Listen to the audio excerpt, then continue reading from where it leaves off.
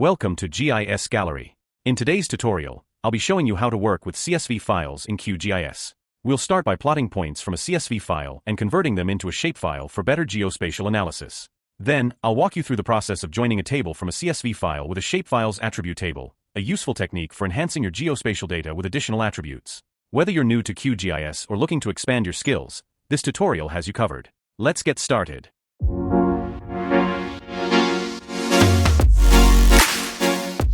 How to work with Excel or CSV files. Okay, so I can use this tool for digging text to add an actual CSV file.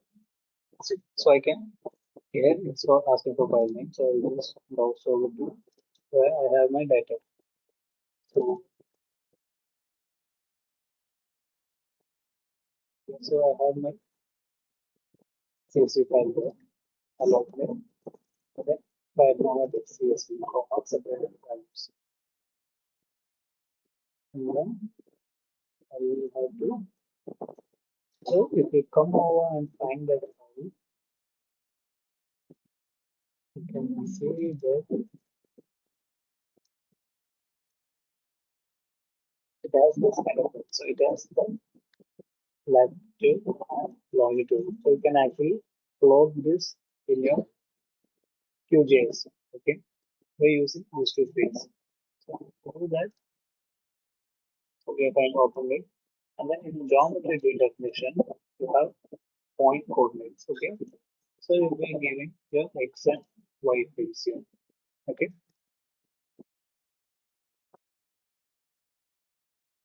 again your x and y fields. Then we can just add the data. As we come over here, we can do that and as a layer.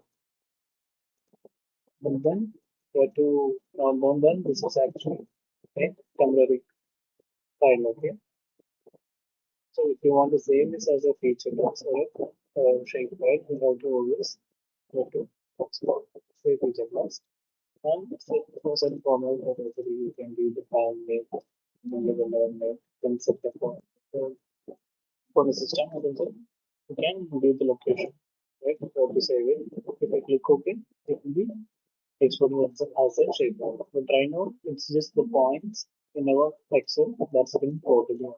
Okay, so you can use these points to do what?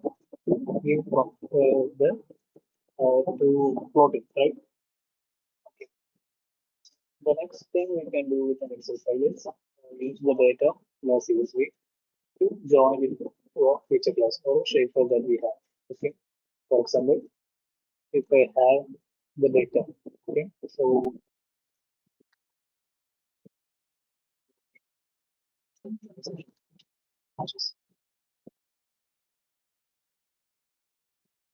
I have India boundary, okay, and then if I have the Excel file having the data of all these things, okay, so then I have to first add this Excel file. So I'm going to add the input text, browse over to my where the file is,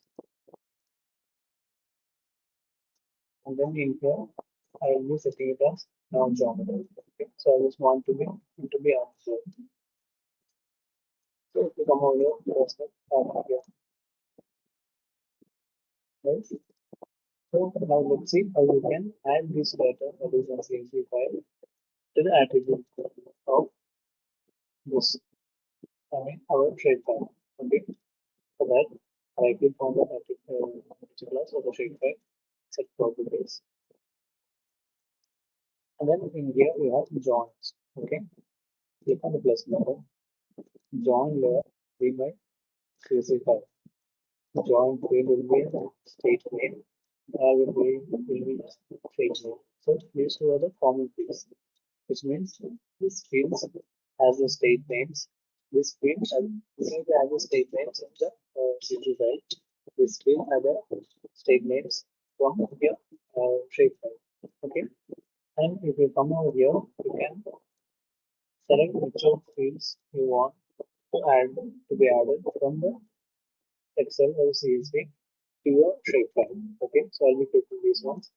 And then whatever the fields that's added from the like CSV or Shapefile will have a prefix. Okay.